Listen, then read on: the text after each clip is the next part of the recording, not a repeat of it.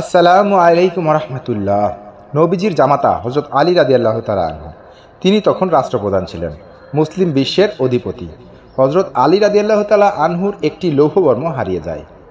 সেটি পান একজন ইহুদি। তাও সেই ইহুদি কুফার বাজারে লৌহবর্মটি বিক্রি করছে।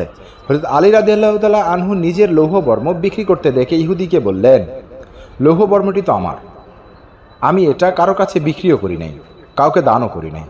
এটা আমার উটের পিঠ থেকে অমুক দিন অমুক স্থানে পড়ে গিয়েছিল, সুতরাং লৌহবর্মটি আমাকে ফিরিয়ে দিন। ইহুদি বলল, এটা আমার জিনিস, আমার হাতে। হযরত আলী রাদিয়াল্লাহু তাআলা আনহু বললেন, লৌহবর্মটি আমাকে ফিরিয়ে দিন, বর্মটি আমারই। ইহুদির সঙ্গে রাজ্য প্রধানের তর্কের সমাধান হচ্ছে না। হযরত আলী রাদিয়াল্লাহু তাআলা আনহু বললেন, চলো তাহলে বিচারপতির আদালতে, আইনি লড়াইয়ে সমাধান করে আসি। উভয়ে মদিনার বিচারপতির আদালতে গেল।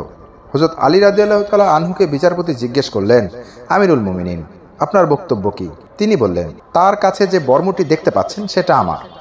এটা আমার উটের পিঠ থেকে অমুক দিন অমুক স্থানে পড়ে গিয়েছিল। বিচারপতি ইহুদির কাছে তার বক্তব্য জানতে চান। ইহুদি বলেন, দেখুন, এটা আমারই, কারণ এটা এখন আমার দখলে রয়েছে, দখল যার সম্পদ তার।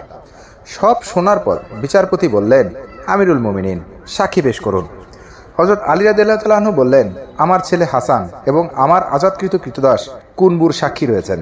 বিচারপতি বললেন, আমিরুল মুমিনিন, পিতার পক্ষে পুত্রের সাক্ষ্য এবং মনিবের পক্ষে গোলামের সাক্ষ্য গ্রহণযোগ্য নয়। তারপর বিচারপতি ইহুদির পক্ষে রায় দেন। আইনি লড়াইয়ে হেরে গেলেন হযরত আলী রাদিয়াল্লাহু তাআলা আনহু, তবে জয় হয়েছে ইসলামের। রায় শুনে সেদিন ওই ইহুদি বললেন, আমিরুল মুমিনিন, আমাকে আদালতে নিয়ে এলেন, আদালত আপনার বিপক্ষে রায় দিল, অথচ আপনি একজন রাষ্ট্রপ্রধান, 22 লক্ষ বর্গ মাইলের মুসলিম বিশ্বের অধিপতি। আমি সাক্ষ্য দিচ্ছি ইসলাম সত্য ধর্ম, আমাকে এই সত্য ধর্মের কালেমা পড়িয়ে দিন। আমি সাক্ষ্য দিচ্ছি আল্লাহ ছাড়া কোনো মাবুদ নেই এবং মুহাম্মদ সাল্লাল্লাহু আলাইহি সাল্লাম আল্লাহর বান্দা ও রাসূল। আমিরুল মুমিনিন, এই লৌহবর্মটি আপনার, এটি গ্রহণ করুন। রাতের অন্ধকারে পড়ে গিয়েছিল আপনার কাছ থেকে। প্রিয় দর্শক, গল্পটি অনেক কিছু শেখার আছে। সবাই ভালো থাকবেন, সুস্থ থাকবেন। আল্লাহ হাফেজ। আসসালামু আলাইকুম রহমতুল্লাহ।